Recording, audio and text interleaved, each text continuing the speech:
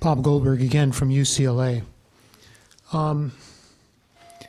I find this whole discussion on GMOs to be quite depressing, actually.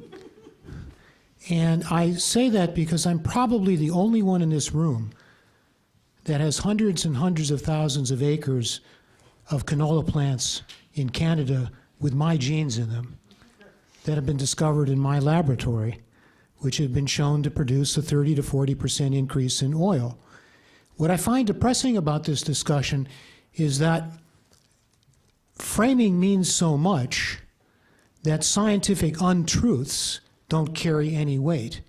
Meaning, if the whole food industry is going to be involved in not marketing something which might be perhaps healthier or better, it's going to be neglected because it's been framed by a lot of scientific mistruths. And so from my perspective of someone who has been working as the origins of genetic engineering and have been working on it for 40 years, I find this whole discussion quite depressing, because it really means whoever might have the most money, the most media savviness, the most way to frame, regardless of whether the science comes down, really might win the day. And for those of us who work in this field, we've seen exactly that happen. And that's why, just from a personal point of view, I find it so depressing, despite the elegance of your presentations. So just to be clear, the way that I presented, at least my perspective, is sort of the extreme example. I have no expectation that the food industry as a whole will move in that direction anytime soon, nor do I think, even in the worst execution of an anti-GMO perspective, it'll only affect a certain percentage of the market. But it might be 5%, 6%, a meaningful percentage in terms of the overall market.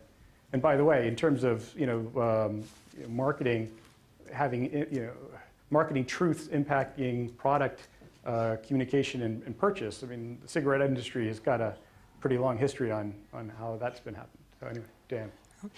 You asked what we would do if we got that report. Yes.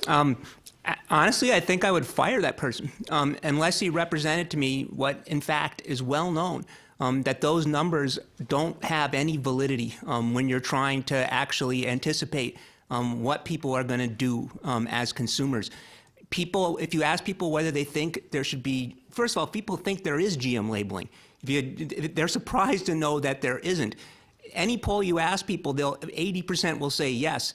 That's why everybody's so optimistic. I mean, maybe the firm that said that to the people who sponsored the referenda, 80% will vote for it, got fired when it was discovered that, in fact, that wasn't a valid projection of how people were going to feel once they actually heard about the issue and learned about it.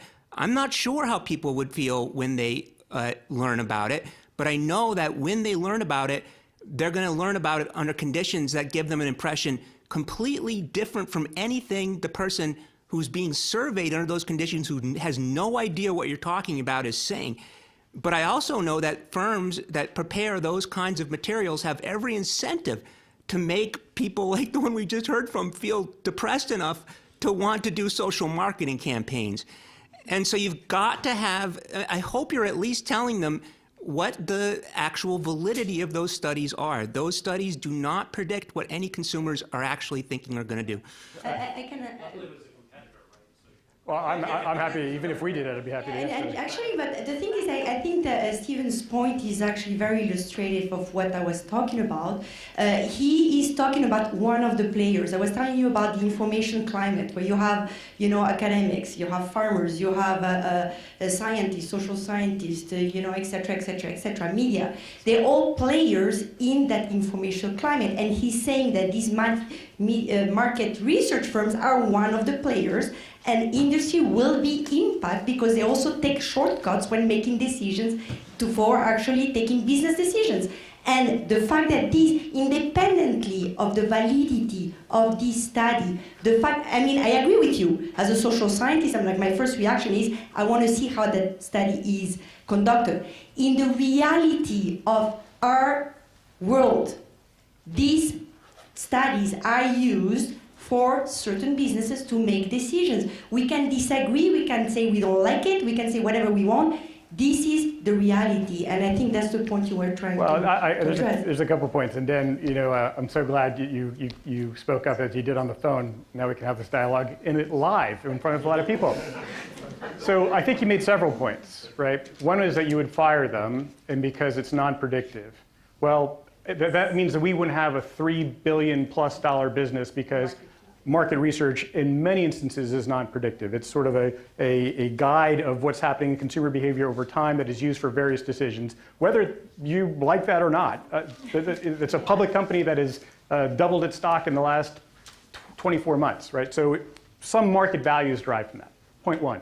Point two, you make the assumption that there's a vested interest of this company in an outcome of this nature. They are not any way, shape, or form going to profit from any kind of advertising campaign that may or may not follow on, right? They are hired as an independent entity to try to offer an independent decision on market dynamics. They have no arm, as we don't, on an agency or PR or advertising function. So just to clarify in terms of what their interest may or may not be.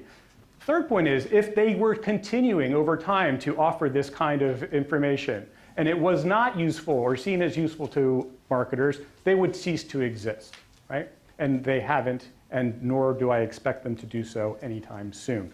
So trying to invalidate the source of information is one approach.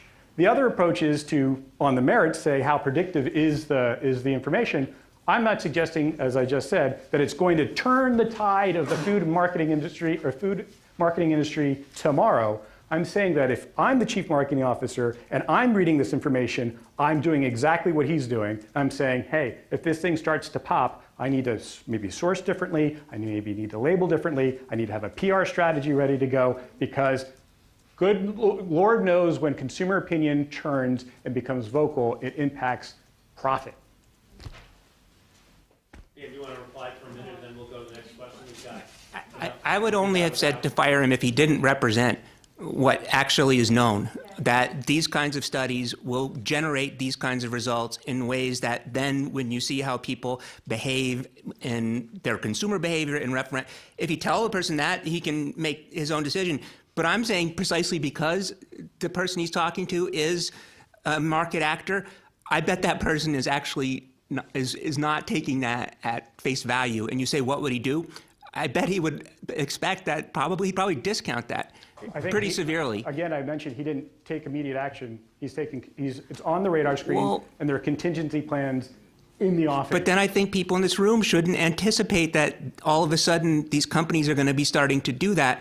But they also should, people in this room should know that there is an industry that wants to get people to anticipate public reaction proactively and actually start a debate that isn't happening. That's not necessarily a good idea either.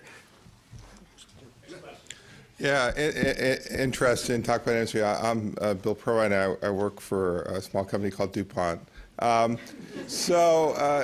Interesting point is when I listen to this, I guess I question about, the nature of following versus leading. And in essence, maybe especially Stephen in your talk, I mean, the fear I find here is when is it? You have to be brave to lead. You've got to be visionary to lead. You've got to assess information. Sometimes take a minority opinion that's the right opinion based on all the factual information and the motions that you see on the table, both to balance business risk, but also, a responsibility and accountability for responsible innovation across your value chain. I mean, we're out here to create a better world that's going to survive for many, many, many, many, many years to come, and not just to always be reactionary. So maybe I want to drive a little conversation with you of this reactionary nature versus, again, more the proactive or the leadership component. And what's then, from your standpoint, holding back the leadership component? On behalf of everybody, but from your perspective, if you have a perspective of industry, in particular, that would be good to hear. So one of the major trends in the food and beverage industry for the last 10 years has been health and wellness. Every major food company that I am familiar with has a health and wellness platform. That is driven largely through fear and consumer reaction, right? I guess large companies in general, for me, are about risk mitigation more often than about social leadership, although you might have some that play that role at certain times. But the health and wellness platform that emanated came out of a concern that the regulatory environment is going to start cracking down on diabetes fueling foods, that the health and wellness is going to lead into more of a legal concern. And finally, and perhaps most importantly, consumers have turned the tide in saying, hey, I'm really concerned around how many calories are in my potato chips or my soda. So I don't see food and beverage industry generally as in the business of social cause leading, particularly the larger that they are. Can I ask a follow-up on that? So that assumes that what Chipotle is doing is not right. That could you use that you're doing. Oh, I'm sorry. I, of all people, should follow the rules.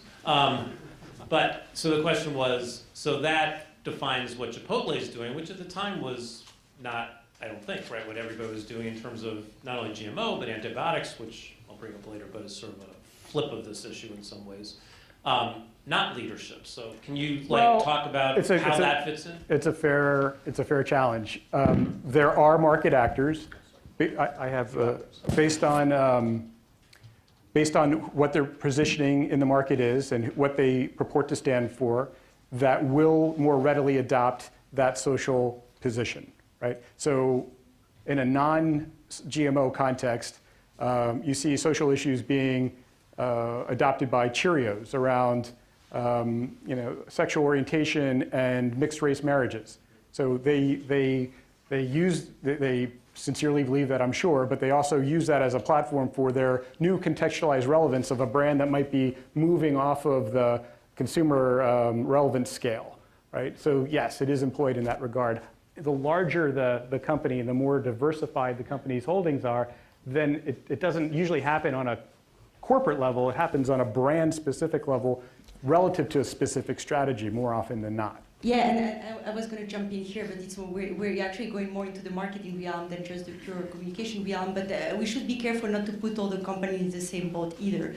I mean, I think like we talk about brand equity, and some companies such as Chipotle have been really well known to actually build their brand equity based in their social responsibility. Right. So they will do that because that's what's expected from them. Look at their stuff, like their advertisements. Actually, they're really building on that as a way to build brand equity. That doesn't mean that all the companies do so. So I think we need to be careful and not, as we always say, let's not talk about a public. And there's a lot of publics. I mean, there are a lot of different companies, depending on their sizes, the type of brand, etc., that would behave very differently as far as GM is concerned. Yeah. You agree with that? Absolutely. So I'm a psychologist, and I talk with people. So I also get to talk to a lot of people in the industry, in the food industry, and we refer to this as convergent validity. What you say is absolutely true, because I've been in the rooms where these discussions have taken place. Brand managers are in the business of delivering what consumers want, not what companies think they need. And so if you look at the trends in food and beverages now, it's not based on science, it's based on what consumers are saying, in my business, it's not consumer perception that matters, it's perception of consumer perception that matters. And that's exactly what this report is sort of delivering to this brand manager. If you look at the other kinds of issues that are hot right now, it is naturalness, Natural sugar, for example. yeah.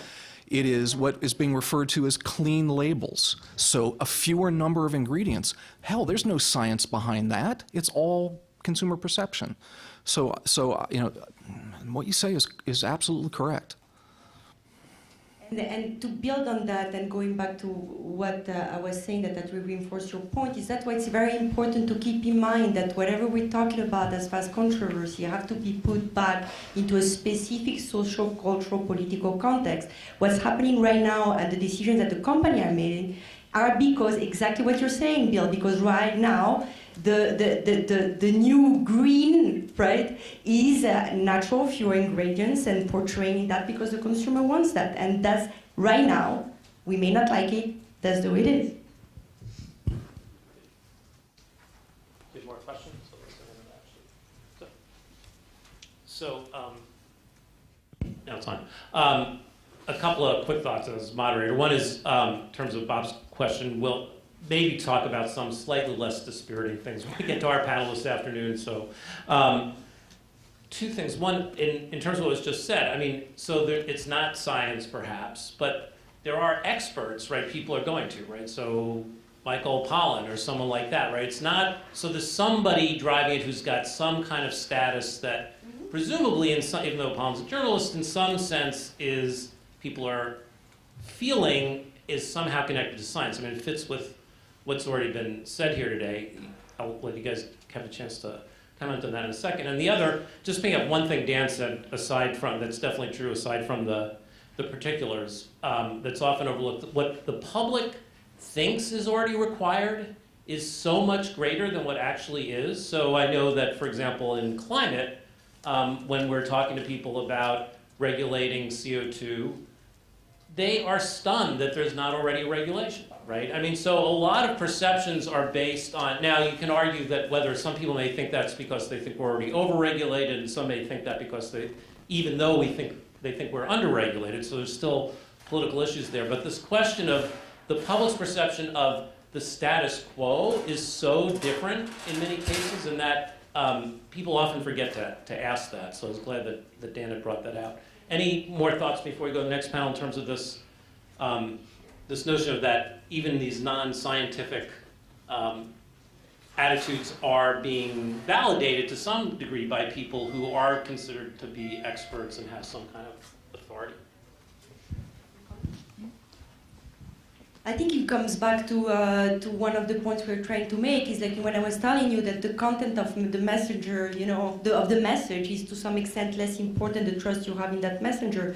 I mean, you talk about Michael Pollan, and I think he got a lot of traction with the different books and the different, you know, articles he did on the issue, and to some extent he fitted the rhetoric that a certain group of people were already, you know, portraying. So to some extent there's that, when I talk about spiral of science, that reinforcing, you know, ideas. So like you have some content that gets taken by somebody, and then it gets spiraling into actually being out there as perceived as a majority opinion, is something that's important to take into account. It can go from any side of the spectrum of public attitudes. As long as you have somebody that's actually very vocal and they resonate with a group of people, it will actually be very influential in the policy debate.